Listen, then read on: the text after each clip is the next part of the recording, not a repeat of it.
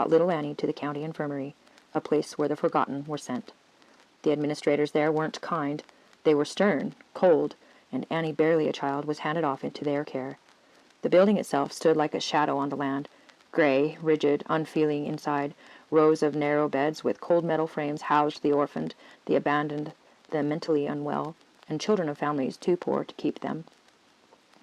They worked hard, all of them, scrubbing floors on raw knees, hands blistered from the rough boards, barefoot and quiet. Childhood was traded for labor. Meals were simple bowls of thin porridge, served in silence, no comfort, no warmth. And at night, under the watchful eye of the stern administrator, the children laid still in their beds, the lights dimmed, the air heavy. For Annie it was a world of survival and silence. It was at the dark county infirmary that Annie met the family she would only ever refer to as the Wolves. She never named them publicly. Some guessed the Booze family, others the Studebakers, but the truth remained locked in her silence. They came to her with a promise, education, shelter, a small coin for her trouble. She was just 9 years old and desperate. Mr. Wolf, with a friendly face, extended the offer. His family had young children. They needed help, and Annie needed a way to survive. But what waited behind the door of that home was not kindness. Mrs. Wolf ruled the household with cold eyes and a cruel heart. Annie was worked to the bone, scrubbing floors, hauling water, polishing until her fingers ached.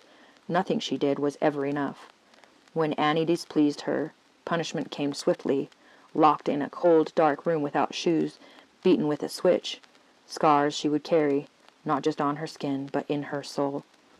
Food was kept under lock and key, bread hidden away.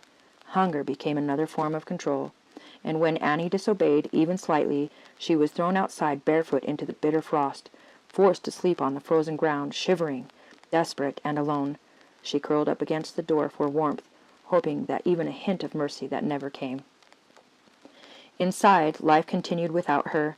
She was invisible, forgotten. From the windows she would gaze toward the world beyond, longing for her mother, longing to go home, but escape was never allowed.